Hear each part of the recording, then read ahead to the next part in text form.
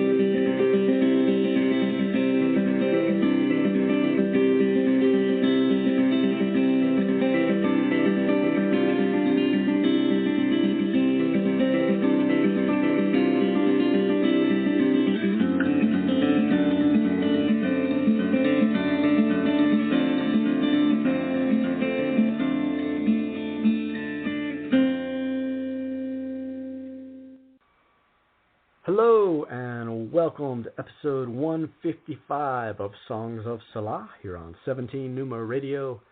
Thank you for tuning in this evening. I'm your host, Scott Thomas Outler, and it is Tuesday, August the 3rd, 2021. I hope everyone's new month has kicked off on a high note so far. Coming up in the next segment, I'll be joined by tonight's guest, Beth Gordon, who has appeared a number of times here on the show in the past couple of years. She'll be coming on to talk about her new poetry collection, This Small Machine of Prayer, which was released recently by Kelsey Books. Looking forward to speaking with Beth about her new book, as well as finding out what's been going on so far this summer with her editorial duties at Animal Heart Press, Femme Salve Books, and Feral, a journal of poetry and art. So stay tuned for a conversation with Beth Gordon, as well as a selection of her poetry in just a bit. And in the meantime, please be sure to subscribe to the channel while you're listening to the show. And if you're interested in checking out past episodes of Songs of Selah, including last week's episode featuring Ryan Quinn Flanagan, they can all be found in the archive at 17numa.com. 100 days into a juicing habit with the intention of detoxifying chemicals from the food, air, and water out of my system, while purifying the blood and alkalizing at a cellular level.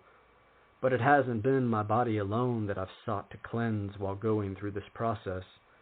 My main motivation, rather, to a more subtle degree, has been to bring about a state of mindfulness to combat the poison of hysteria sweeping across a culture that's become consumed by propaganda and fear from the trauma-based mind control unleashed on the globe as a plague. To steady my heart and soul with present moment awareness and steel my spine for what is still to come. Because anyone who's been paying attention to the New World Order agenda knows we're still in the early phases of what has been planned for decades. Apples, pears, lemons, ginger, cucumbers, celery, beets, carrots, cilantro, and parsley may not be a one-stop shop in halting the onslaught of tyranny that's on the rise, but at least it can help cultivate a healthy environment that puts me in a better position to live in alignment with courage and love, so peace can be reflected from within as this war plays out in the streets. That was a piece titled As the Script Unfolds, my latest poem that appeared this past weekend as part of the Dissident Voice Sunday Poetry page, where I'm now into my 8th year as a weekly contributor. Thank you to Angie Tibbs, as always, for including my work at her site. One of the great ironies and tragedies, really, of human psychology is the propensity of our minds to facilitate behavior that is self-destructive and irrational in its nature. And so, when a mistake is made, it is common that a person, instead of assuming responsibility and altering their course appropriately to avoid the same pattern from being repeated in the future, will rather shun such responsibility and project blame outwardly on others, or on the world at large, or on God, or on nature, or on any other force that can be raised up in their consciousness to point at and target as a scapegoat. And instead of viewing the situation from a logical perspective, they will enter into a state of cognitive dissonance, denial, and learned helplessness that allows them to block out the problem and not have to deal with it. a sort of Stockholm syndrome where they begin to subconsciously identify favorably with the very circumstances that have caused them harm to begin with, thus entering into a vicious loop where the oppressive energy remains in control. Basically, the concept is that upon realizing they are in a hole, instead of climbing out when it is still relatively shallow, they continue digging ever deeper, hollowing out the space for their own potential grave. This is why it is not unusual that people are unable to alter their lifestyle until they have reached rock bottom. I happen to have learned this lesson repeatedly in my younger years, so I speak from experience. The theory doesn't only apply to individuals, though. It can be extrapolated out to better understand collective organizations as well, and we are, indeed, at that point as a society and a species. It is now a matter of life and death in the eugenics-based beast system of the New World Order. Those who do not realize the implications of continuing along in obedience to its methods of persuasion and propaganda will wind up wandering straight off the edge of a cliff. Those who resist, assume responsibility for their own destiny, become fully informed, and make wise decisions will at least stand a chance of surviving and making it through to the other side. Not the cheeriest message I've ever delivered, but certainly the most somber and realistic. We are, to weave another metaphor into the thread, in the belly of the whale. So one can either curl up in a fetal position and wait to drown in the abyss, or muster up a bit of courage and begin to claw their way out of the monster to then swim back up to safety on the surface. There will never be a more welcome and peaceful breath that purifies the lungs than that first inhalation after breaking loose from the shackles of tyranny and escaping the grasp of the technocratic transhumanist agenda to fully embrace the blessing of true sovereignty as Renaissance reignites upon the earth. Humanity can only be submerged for so long before survival instincts kick in and start working on overdrive to make up for lost time. Such are the signs being seen recently as concerned citizens take to the streets to protest in France, Italy, Germany, Australia, and the UK. A beautiful sight to behold as massive waves of hundreds of thousands of people point the way toward a great awakening here in the age of revelation. Well, I say the signs have been seen, but only by those who are actively seeking, because footage certainly isn't being served up on a silver platter by the corporate media or big tech oligarchs. The truth about reality on the ground is still kept hush-hush in those circles. But the control mechanisms of the corrupt priest class are breaking down at an increasingly accelerated pace, so they won't be able to keep the lid on this boiling pot for much longer. The scenes are, however, being broadcast widely on platforms that remain free and open to transparent communication. I've been feasting on a steady diet of late, and my digestion has never been smoother. Despite all the lunacy underway in this world right now, honestly, I've been having the time of my life so far this year. When you were spit out of the womb with a rebellious streak slashing straight through your soul, existence tends to take on a heightened sense of meaning and more purposeful intensity once the chaos really starts ramping up. These trying times are just a test of character in the end. So, as I continue to say, walk steady with a sturdy spine in good spirits. Hallelujah. I'd like to take a moment and say thank you to all the editors who published my work during the month of July. I was happy to have had 20 poems and essays published or accepted to appear in future releases by 8 different literary venues during the past month, including translations in Italian, Albanian, and Azerbaijani.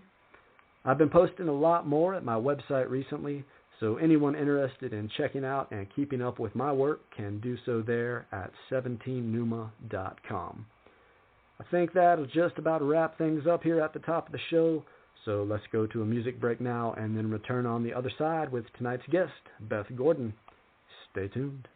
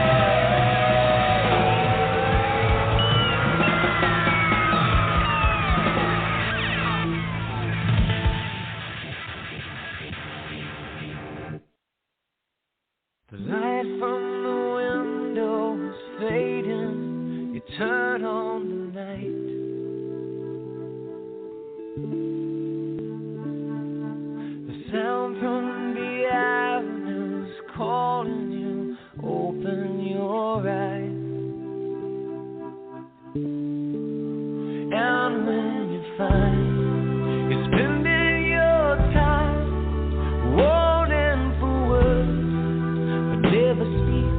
You tell yourself that the things you need come slow, but inside you just don't know.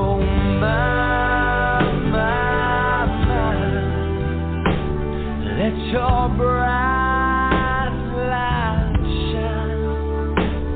Let your world live on, far beyond this life, beyond this life, beyond this life.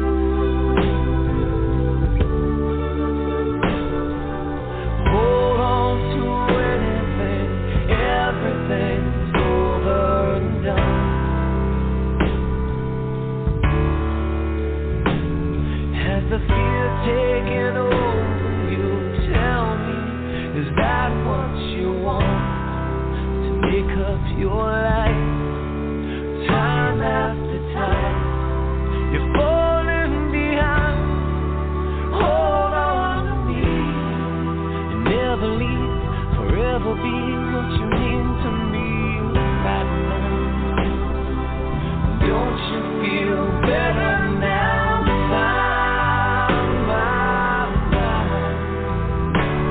Let your bright light shine.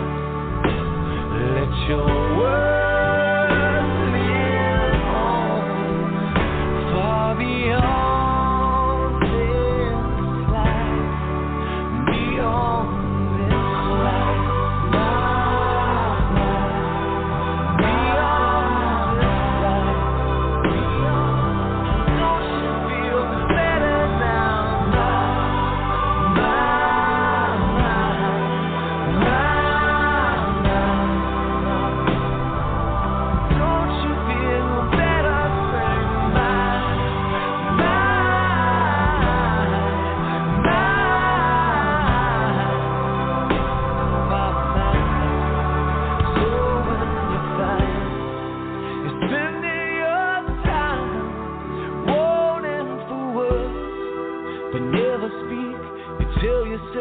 The things you need come slow, but inside you just don't know.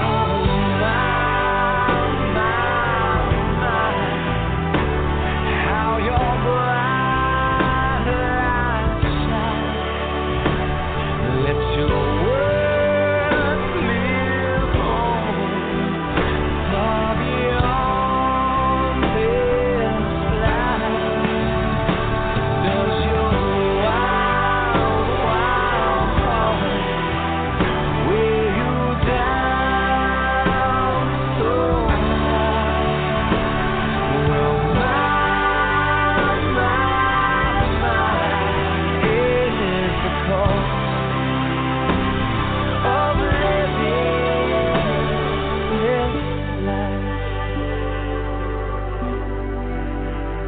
life.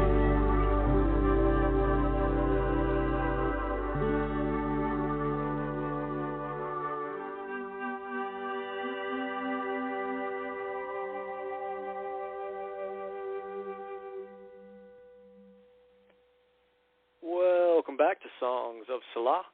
If anyone is interested in appearing as a guest on a future episode of the program, please feel free to get in contact with me via email at 17numa@gmail.com, and I'd be happy to get you set up for an episode coming up in the months ahead. Tonight's guest, Beth Gordon, is a poet, mother, and grandmother currently living in Asheville, North Carolina.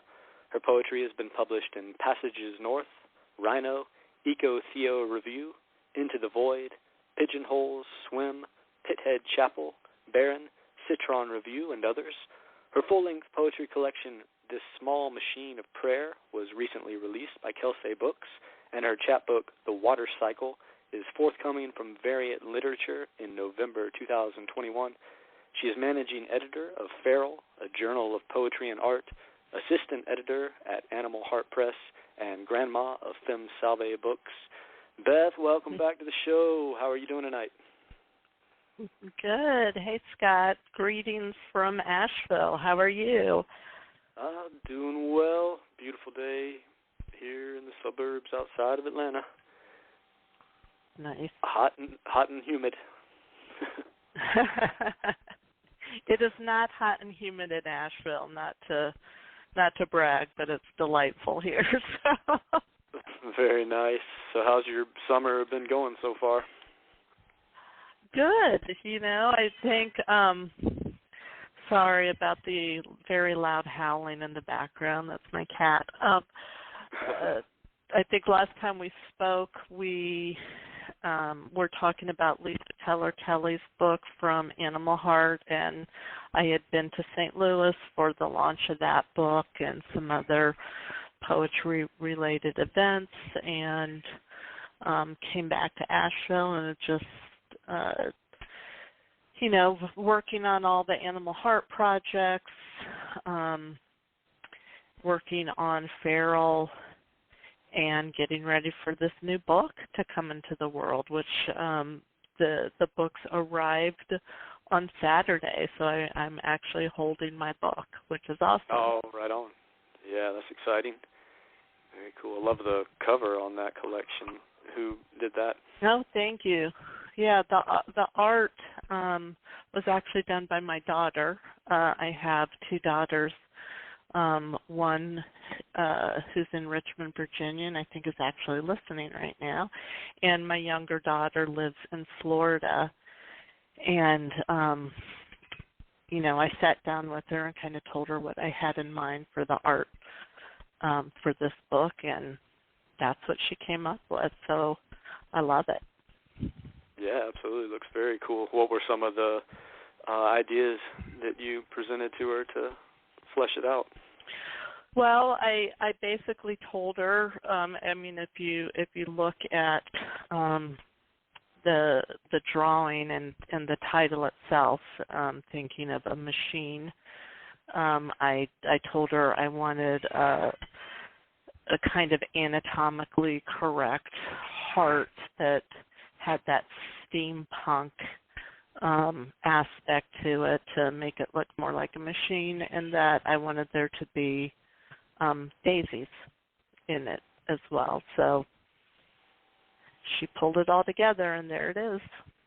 Yeah, right on. Very nice. Always cool when those ekphrastic type of collaborations come together, I guess, especially when you're working with your own family. It adds another layer of coolness to it.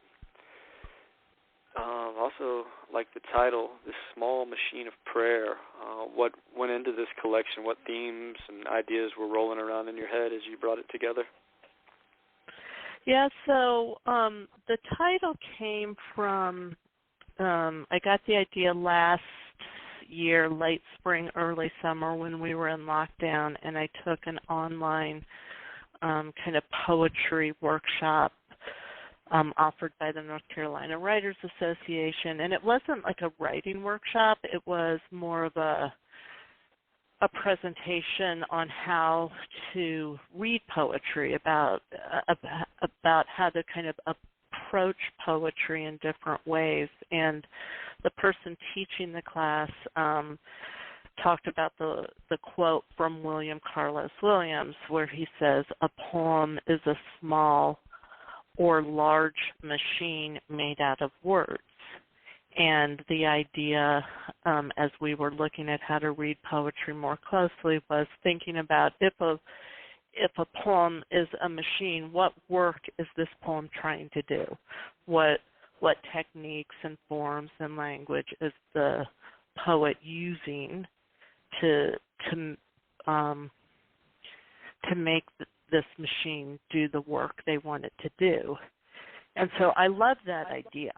And I had a whole stack of poems and didn't really, and was trying to kind of figure out how they all pieced together, how a collection would come out of it. And it just came to me, what are my poems? What type of machine are they? And I picked prayer. That's a word that has I think it's become overused in society. It's something that people throw around, that word, a lot. I'll pray for you, or thoughts and prayers to the family. And I mean the word in, of course there's, religious elements to the word prayer, but I think of it in a broader sense as a way of trying to communicate and connect with faith that somebody or something out there will connect with you. And oftentimes in a prayer, we are asking for help or understanding for ourselves or for others. And as kind of big and messy as this collection is, and I say that with love because life is big and messy, as big and messy as this collection is, I think that's what the poems have in common, is these are attempts at communication, connection, understanding, healing, all those things that at least for me, I can't speak for other poets, but for me as a poet, I hope that my machines are doing that work. Then I would feel like I've accomplished something. Wow, I really like that definition of prayer you gave there, because obviously it can be thrown around shallowly just as a thought. I'll send you my thoughts, but really it's on a deeper level. It's a meditation. It's a spell of sorts. The prayer is a focusing of our energy and of our consciousness to a certain wavelength or vibration that can connect with other people. So if you're putting that intention of prayer into your work, people that later read it are going to be picking up on that same vibe or energy that you put into it and aligning with it and resonating on that deeper level. So I love how you put that intention into it. And also the idea of the machine you're talking about, how that works through poetry, it reminds me of something that I've read in several of your past interviews, and I think you've touched on it here on this show as well, where you talk about the idea of poetry being a puzzle. And I wonder how you can relate that to the idea of a machine, the intricacy of the parts that go into working. Absolutely. I think that when that teacher mentioned that a poem being a machine, it resonated with me in that way, because yes, I have talked about my poems being puzzles, that there are these pieces, and not every poem comes about this way, but a lot of my poems, it's I will have an idea, hear something, see something, and think about that. Somewhere in my brain, I start seeing a connection between things that on the surface aren't connected, and I know they are. I get that instinct, whatever it is, artistic instinct. I know these pieces are connected, and it's my job in the poem to connect them for myself and for the reader. And it's something I hear people say to me. I guess it's something I've done enough now that when I read some poems, I've had that kind of reaction where people will say, I can't believe how you connected all those things, and it made sense to me. And so I whether you say puzzle or machine, same idea.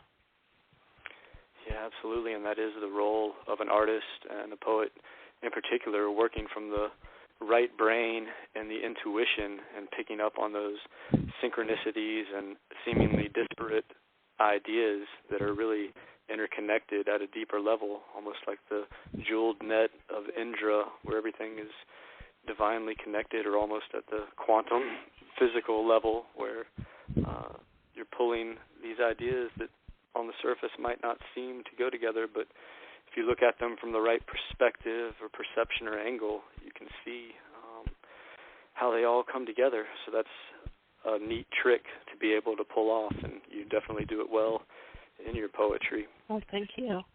Thank you. Absolutely. So I'm sure you're excited. You said you have the new books in your hand, just delivered here recently. Yep. Yeah, it's great to see it. And, it's funny because, as you know, as anybody knows, when you have a book published, there's a waiting period from the time it's accepted. And, if you're lucky, that time may be, 6 months or less, but it's not unusual for it to be a year or more, And in fact, it was almost exactly a year from the time my book was accepted for publication until it was released. And shout out to the folks at Kelsey Books. They were delightful to work with. They really let me have my vision for the cover, which you don't always get in the publishing world. And they also, as a team, they did everything they said they were going to do when they said they were going to do it. And that seems like something that is so obvious and basic, but it's not always the way things work. And so it was great that it worked that way. But now I have this book in hand of a collection that I put together a year ago, and of course I've been doing the editing and proofing and come back to it over the year, but now here it is, and it's almost like a stranger to me. Again, it's like, oh, who was I when I wrote these poems? Because so much happens in a year anyway, but so much has happened in the last year and a half to all of us, that, looking at this book and trying to reconnect poems. And, I would say that most of the poems in this book, probably about 75% of them, were written from early 2019 until as late as June of last year. That's most of the poems. But as I was putting it together, the other thing I made a conscious decision to do as I was building this manuscript was pull in poems going back as far as 2016. Because as you know, Scott, and probably anybody listening right now knows that the sort of genesis of my life as a poet, as it exists today, started after my granddaughter Daisy died, and started several months after she died in 2014. And so this book, to me, Alan Perry of Broken Spines did one of his quick reviews of it, and he said, this is a book of memory. And I love when other people read my work and they, write a blurb or do a review, and I go, yeah, that's it. This is a book of memory. That's what I was doing. But it is. This is a book of that journey, because the person who I was, the morning of November 6, 2013, person doesn't exist anymore. 12 hours later, when I was holding my dead granddaughter, that person who existed died. And then I had to rebuild my life, not just my life, but who I was, how I was going to exist in this strange, world that I didn't ask for, right? And so this is a book that shows that whole journey, and it's not in chronological order, which I deliberately did because, grief isn't a straight line. Life is not a straight line. Time is not a straight line. We're told those things, and it's not true. It's all sort of happening all at once, and it's messy and it's unpredictable and And this book is just full of all of that. It's full of love and loss and grief and joy and being a grandmother again and family and friends and eating great food and drinking wine and being by the ocean and being by the Mississippi River when it's frozen and the barges can't move and all of that, all of that. I one of the blurbs that was written for the book was by C.T. Salazar, who, I think is a brilliant poet, and he wrote, "There's a whole world in this book and enough room for us to meet there." And I was like, oh, yes, again, yes, that's what I meant to do, but I hope that's true. It's a book about just life. I don't know how else to say it.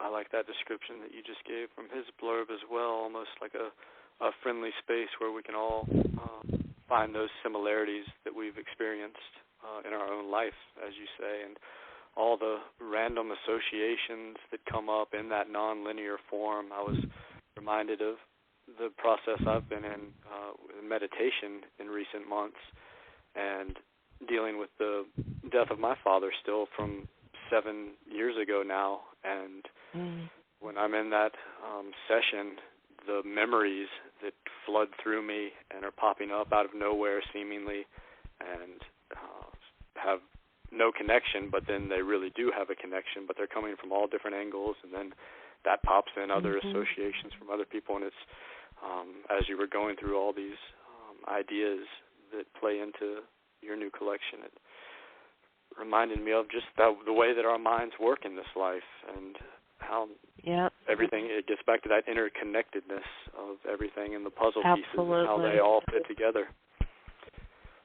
And I think that once you understand that 7 years and 7 seconds is the same thing,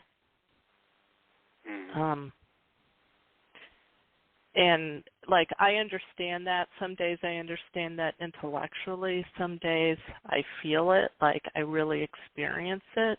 But once you realize that, the whole idea that time heals, I think that we find a way to be among the living while we're carrying all those memories, all are dead,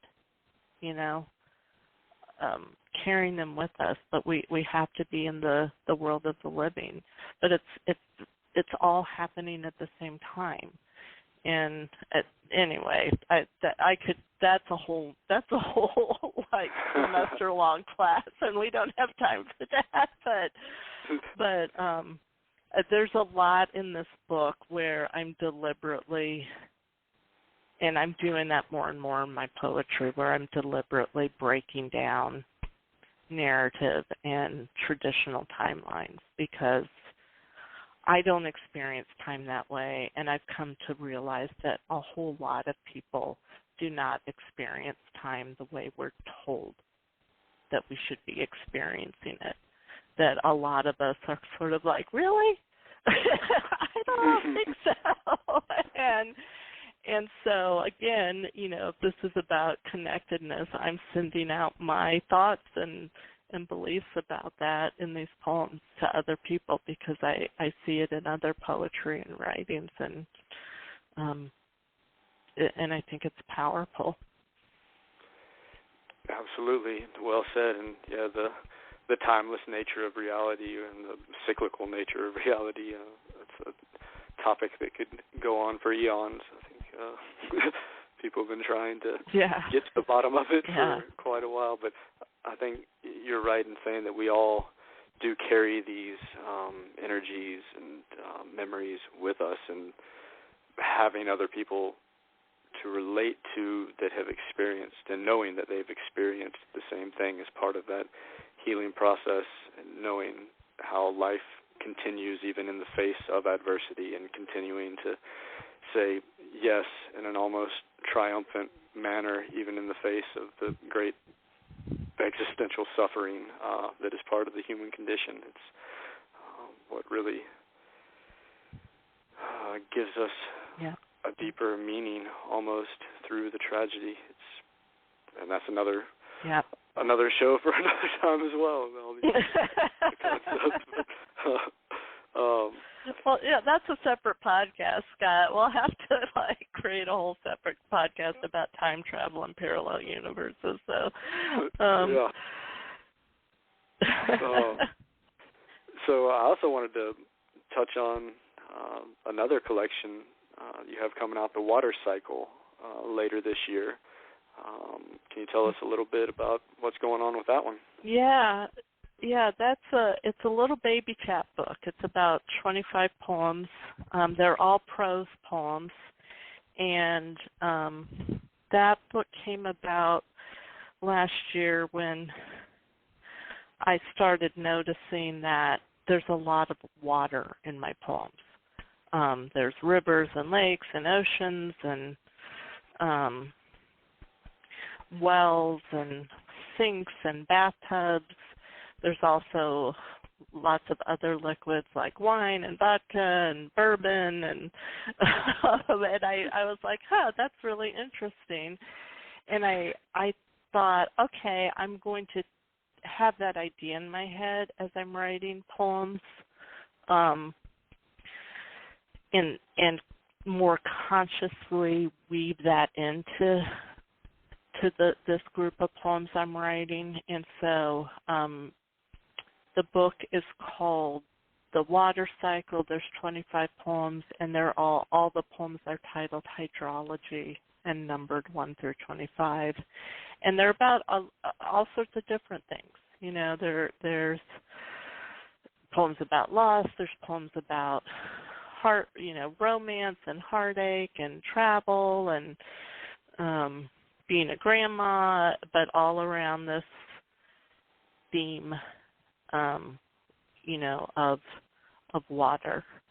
So it was one of the chapbooks selected in sort of an open reading period by Variant Literature at the end of 2020, and mine will be, I think the last one published in 2021 by Variant Lit. If not the last one, close to the last one. We agreed to push mine to later in the year since I knew I had my full length coming out in the middle of the year. So that's pretty cool to have your slate filled up here for the last quarter of 2021. It's going to be a exciting ride for you, it sounds like.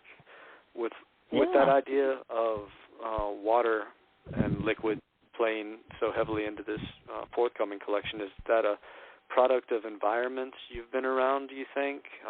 Locations where you've lived, or where do you think that theme originates for you? It certainly, I think, originates from the idea that, if you ask the question, are you an ocean person or a mountain person, it would tell you I'm an ocean person, which is super ironic since I moved to Asheville, North Carolina 2 years ago, and I find myself in the mountains, and have learned to love all the things that there are to love about this kind of setting as well. But I'm that person who, my parents were both from North Carolina. We lived all over the country. My dad was in the Air Force, but by the time I was a teenager, we were back on the East Coast in Virginia. And so we would, summers were always going to the beach down in a place called Oak Island, North Carolina. And it's just a place where, in the sand, by the water, is something that just speaks to my soul, And then I lived in St. Louis for 19 years, where the Mississippi River is very present. It's part of the whole history of that area. The the Mississippi River, the Missouri River. And so that kind of seeped into my consciousness. And then more recently, with my friendship with JD, who's from Columbus, Mississippi, I've spent been on a number of visits down to the Gulf Coast of Mississippi. And anytime I'm around that water, I'm just a happy person. Very cool. And speaking of JD and the Magic Kitchen Table, have y'all been able to have any collaborations recently? Yeah, I mean, since I moved here, we still have our Friday nights by Zoom. Okay. And then we last year in June, November, and then this year in February, I think we found this cabin. It was like an Airbnb out in a place called near Tellico Plains, Tennessee, but it's up in like the Cherokee National Forest, and it's very secluded, and it's this beautiful cabin, and JD actually found it by accident. He was just looking for a place for us to meet during the pandemic that was secluded, and we felt like we were safe. And when we got there the first time last June and walked into the kitchen, there was a table that isn't a replica of the table in JD's kitchen.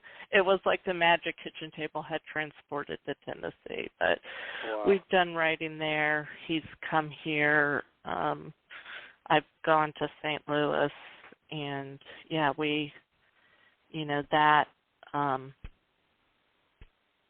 that energy is still there. It's something that, in fact, somebody texted me today about some poems they were reading of mine and talking about that relationship with JD, and I'm like, it's definitely one of the most unexpected but most important friendships of my life. It's so interesting about the table showing up like that, the magic of synchronicity and the hidden hands weaving their web behind the scenes to pull little miracles like that out of thin air with the surprise. When you're on the right path and following your bliss, those things seem to arise spontaneously, but not so coincidentally, it seems. So, yep. Getting close to the end of the show here. It's really flown by. Interesting conversation this week. I really appreciate you sharing about your new collection, and I want to turn things over to you, give you the floor if you'd like to share some work from the new collections. Yeah, absolutely. So I thought that I decided to try and find some of my least depressing poems, because there's 5 sections in this book. 4 of the sections begin with an elegy. And I thought, we don't need to listen to 4 elegies tonight. And then the middle section is this section of these, what I call these weird little airplane poems, which is just me loving to be in airports and also fascinated by the language of airports and airplanes. Things like, a water evacuation is also unlikely. Like things that they say, and we just let it go by our ears, but then it's like, wait, what did you just say? So there's a whole section of that. But I'm talking about, time and everything sort of existing at once. This is one of the more recent poems, and it's from the first section, and it was written in that cabin in Tennessee last June. It's called Efforts to Reintroduce Red Wolves Were Unsuccessful. That day I learned I would do anything to be happy. I would lean into branches without inspecting bark for signs of woodpeckers, walk around corners knowing there have been 72 significant bear sightings since March. I'm not saying I'll sleep inside the circle of mulberry trees, but I'll drink wine made from any dark fruit. Last June was a melted snow cone of light, sticky blue and yellow, warm Gulf waves, and the greenest seaweed I've ever seen. The heat, its own path of thorns. We followed smoked tangerine martinis from shore to shore. And when I say that day, I mean just yesterday. Somebody was walking down the gravel road 2 miles away, and we could hear strands of their hair falling into the dirt when they leaned down to tie their shoe. Beautiful. That raises a question in my mind about the grizzlies or the bears there.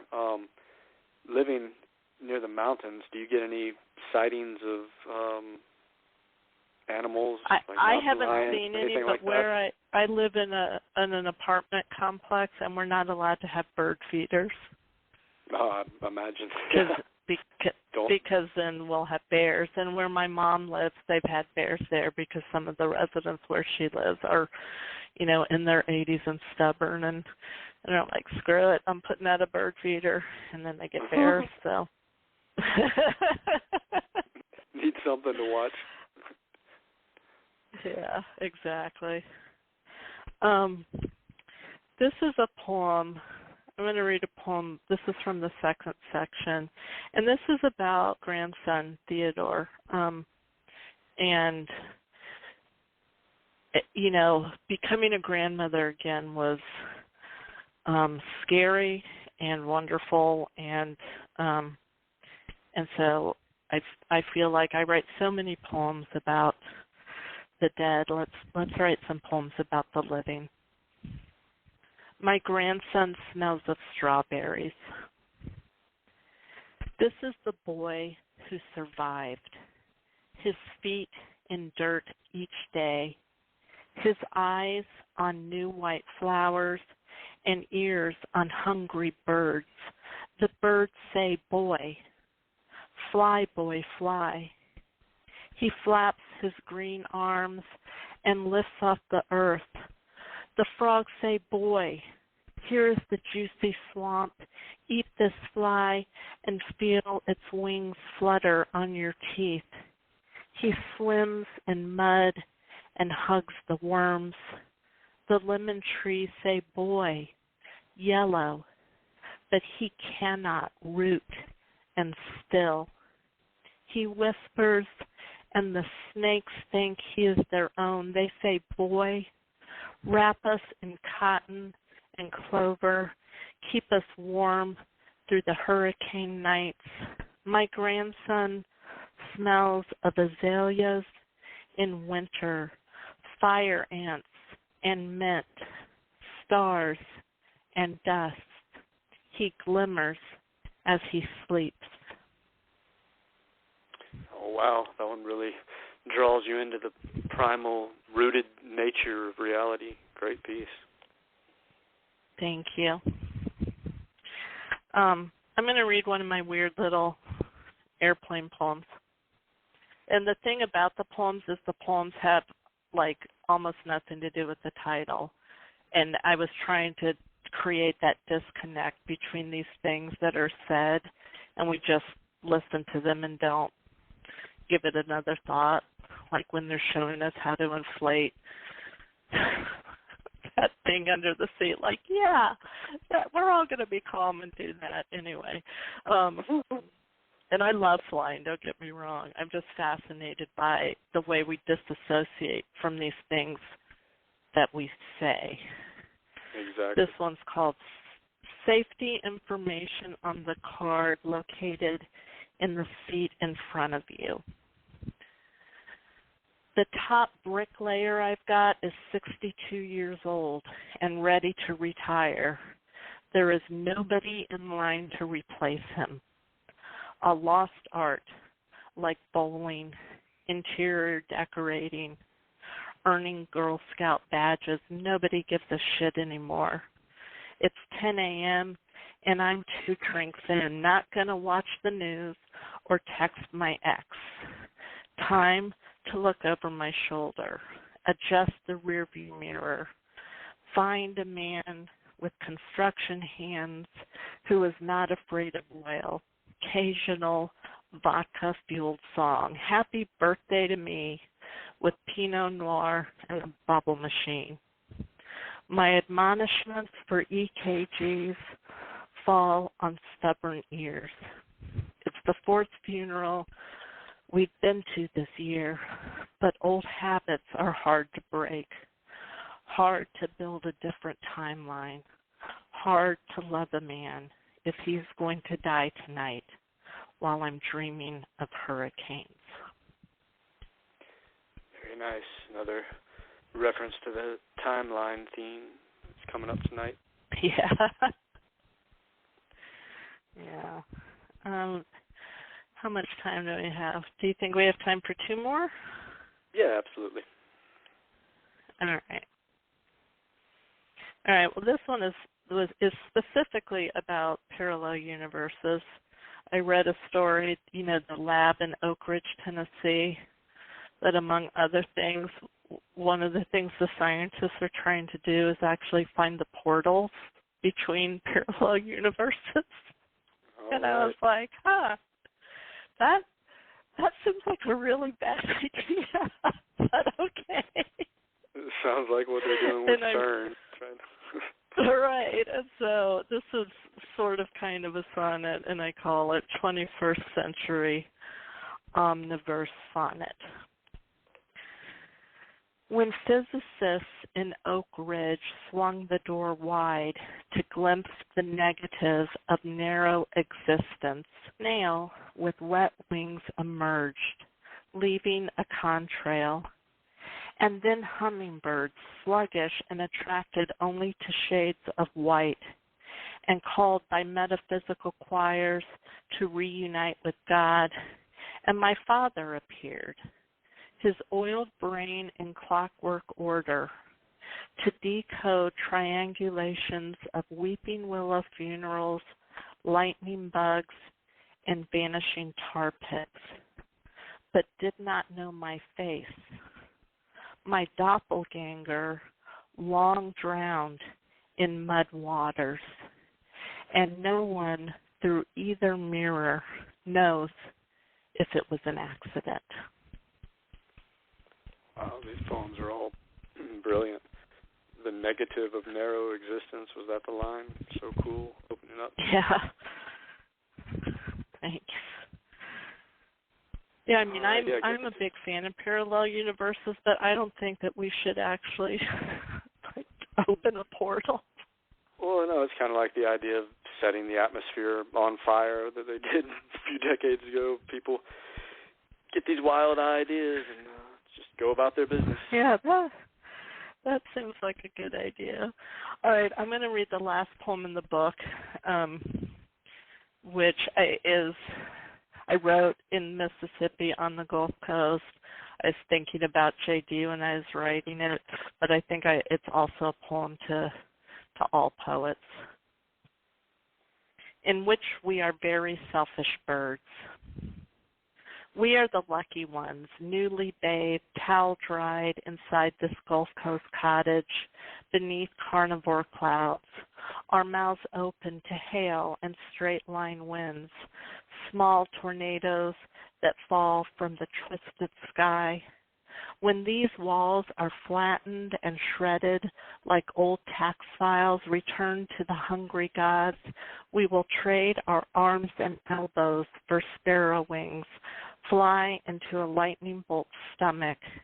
We will pass our prayers from beak to beak, feed fledgling in nests built out of plastic straws and paper money, and never think again of droughts or grasshoppers, or remember we spoke of magnolia petals as evidence that our love was pure, and our mammal teeth will transform into violin strings. We will warble and wail and wake the dead each morning. We are the lucky ones. We will not miss electricity or cement, parking lots or natural history museums, storm drains or lead pipes. We sang what needed to be sung. We will shed skin and bones and shoes, leave the front door open, and drop our keys into the wishing well. Wow, bravo. Beautiful poems tonight, Thank Beth. you. And congratulations. Thank you, Scott. It's always so fun to be on your show. Thank you. Absolutely. Thank you, Beth. And everyone go check out her new book. Hope you have a great rest of the year with those 2 collections coming out. Thank you. All right, everyone. Until next time, Selah.